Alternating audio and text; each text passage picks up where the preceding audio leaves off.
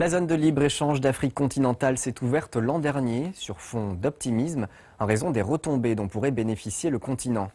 Toutefois, l'accord relatif au marché commun africain fait toujours l'objet de négociations.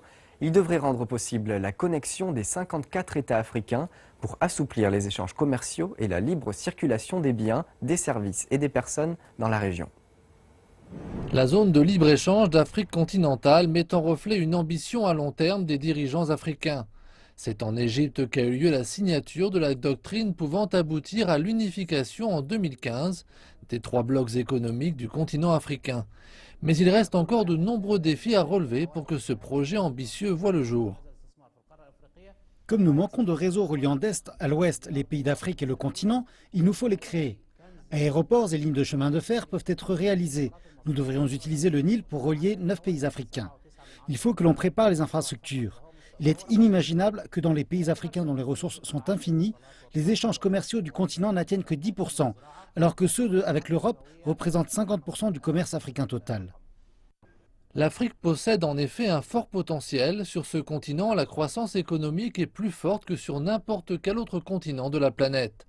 De plus, les États membres profiteront de cette situation unique. Les revenus liés au travail et à l'investissement en Afrique pourraient atteindre chaque année 50 milliards de dollars, ce qui est un trésor qui reste à découvrir. Sur l'ensemble du continent, les investissements égyptiens ne représentent que 7,9 milliards de dollars. Ce montant très faible est consacré aux télécoms, au pétrole, à l'énergie, à l'agriculture et à l'industrie chimique.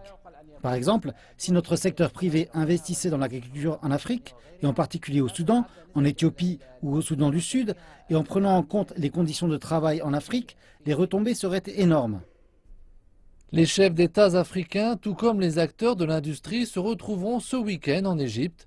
Ensemble, ils travailleront à encourager le commerce et l'investissement intra-africain dans plusieurs secteurs, parmi lesquels l'énergie, les télécommunications et l'agriculture. C'est ici même que le rêve d'une zone de libre-échange du continent africain a été ratifié l'an dernier par les dirigeants africains. Cependant, et bien qu'officiellement acceptée, sa mise en place est lente. Avec les rencontres de cette semaine qui se dérouleront à cet endroit, l'espoir d'une accélération du processus renaît.